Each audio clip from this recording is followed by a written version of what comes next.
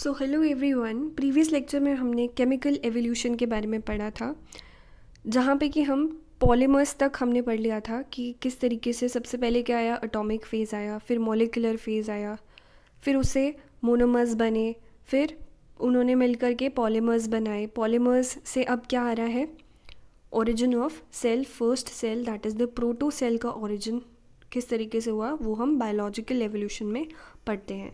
सो अगर आपने previous lecture नहीं देखा है तो आप प्लीज़ जा कर के उसको पहले देखें, केमिकल एवोल्यूशन कैसे हुआ, तब आपको बायोलॉजिकल एवोल्यूशन समझ आएगा। सो हमने प्रीबायोटिक सूप पढ़ लिया था लास्ट लेक्चर में ही। ये आपको तभी समझ आएगा जब आपने प्रीवियस लेक्चर में देखा होगा कि प्रीबायोटिक सूप कैसे बना और उसको क्यों कहते हैं ऐसा। सो प्रीबायोटिक सूप से ओरिजिन हुआ फर्स्ट सेल का, किस तरीके से। अब उस सूप के अंदर क्या था, हमारे पास अमीनो एसिड्स बन चुके थे, शुगर बन चुका था, नाइट्रोजनस बेसिस बन चुके थे। सो इस तरीके से ये हमारा क्या था, प्रीबायोटिक सूप था, जहाँ पे हमारे पास सारी चीज़ें जो हैं वो रेडी हो चुकी थी। So first cell came from the prebiotic soup और the primordial soup when RNA became trapped inside the lipid membranes. अब उस प्रीबायोटिक सूप में हमने क्या पढ़ लिया था कि हमारे पास में नाइट्रोजनस बेसिस तैयार हो गए थे, न्यूक्लिक एसिड तैयार हो गया था उनसे, एंड लिपिड्स भी तैयार हो गए थे। अब उनका क्या हुआ, अग्रीगेशन हुआ। उन ऑर्गेनिक मॉलिक्यूल्स जो केमिकल एवोल्यूशन में बने थे उनका अग्रीगेशन हुआ, जिससे कि हमारे पास में फॉर्मेशन हुआ प्रोटोबायोंट का या प्रोटो सेल का। अब यहाँ पे देखिए जो फोस्फोलिपिड का मेम्ब्रेन बन चुका है, लिपिड्स का क्या हुआ, अग्रीगेशन हुआ, जिससे कि उन्होंने एक मेम्ब्रेन जैसा बना लिया। उसके अंदर जो आरएनए है वो एनक्लोज हो गया। अब आरएनए वर्ल्ड हाइपोथेसिस आपको पता ही होगी कि वो बोलता है according to RNA world hypothesis कि आरएनए जो था वो सबसे पहले अपीयर हुआ था। आरएनए जो है वो पहला जो जेनेटिक मटेरियल था, क्योंकि देखो जो आरएनए है ना, if we talk about RNA, RNA के पास में इंफॉर्मेशन ट्रांसफ़र करने का एबिलिटी था। It could transfer the information to the next generation, and उसके पास में कैटालिटिक प्रॉपर्टी था, कैटालिटिक प्रॉपर्टी था। सो लेकिन it could not serve as better nucleic acid, क्योंकि वो बहुत ज़्यादा, उसका डिसएडवांटेज क्या था कि वो बहुत ज़्यादा क्या था, रिएक्टिव था। इट वॉज़ वेरी रिएक्टिव, बहुत ज़्यादा रिएक्टिव था और अनस्टेबल भी था, अनस्टेबल भी था। सो क्योंकि वो बहुत ज़्यादा रिएक्टिव था, बहुत ज़्यादा अनस्टेबल था, लेटर ऑन ये जो आरएनए था वो डीएनए से रिप्लेस हो गया था। सो आज मेजॉरिटी ऑफ जो लाइफ फॉर्म्स है उनके पास में डीएनए है एज अ जेनेटिक मटेरियल। सो अब वहाँ पर कुछ साइंटिस्ट थे उस टाइम पे, उन्होंने क्या किया, आर्टिफिशियल सिंथेसिस करने की कोशिश करी।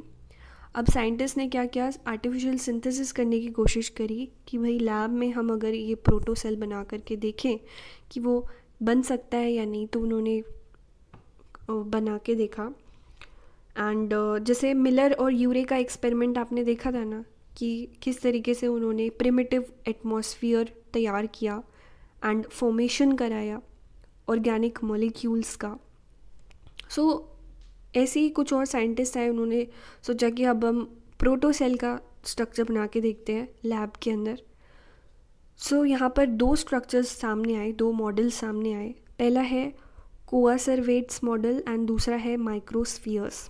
कोआसर्वेट्स मॉडल जो है वो ओपेरिन ने दिया था, it was given by Oparin, and microspheres जो है वो सिडनी फॉक्स ने दिया था।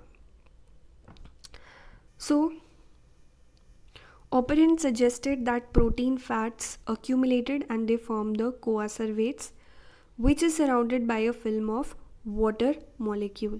मान लो कि ये कोआसर्वेट है तो उसके बाहर क्या है, वाटर मॉलिक्यूल। सो जो कोआसर्वेट्स है वो सेल्फ असेंबलिंग मॉलिक्यूल था, सेल्फ असेंबलिंग मॉलिक्यूल था, यानी कि खुद ही असेंबल हो जाता है, एंड वो एब्जॉर्ब करता है substrate from the surrounding, and वो ग्रो करता है, ग्रोथ उसमें शो होती है। इट कैन डिवाइड, लिपिड का लेयर बना था इसके बाहर, अब जो माइक्रोस्फीयर सिडनी फॉक्स ने दिया था, that was double layer outer boundary reproduce asexually first non cellular form of life. तो ये स्टेबल था, हाई टेम्परेचर पे भी क्या था, ये स्टेबल था, but it could not divide. Double membrane था एंड अमीनो एसिड्स, जैसे अमीनो एसिड्स होते हैं ना, अमीनो एसिड एनहाइड्रस कंडीशंस के अंदर, एनहाइड्रस कंडीशंस के अंदर 140 डिग्री सेल्सियस टेम्परेचर पे वो किस में कन्वर्ट हो जाते हैं, they convert into a structure जिसको कि हम क्या बोलते हैं, that is known as the proteinoid. उसको हम क्या बोलते हैं, प्रोटीनोइड्स बोलते हैं।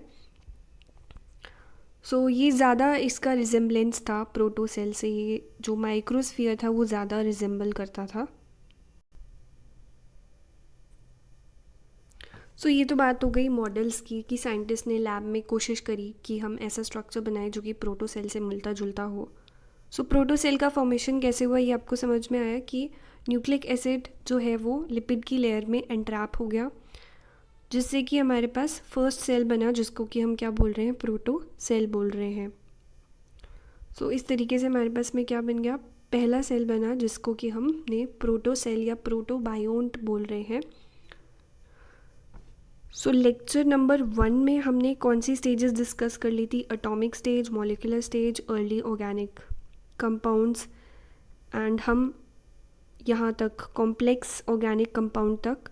उसके बाद में हमने आज देखा प्रोटोसेल का फॉर्मेशन किस तरीके से होता है, बायोलॉजिकल एवोल्यूशन।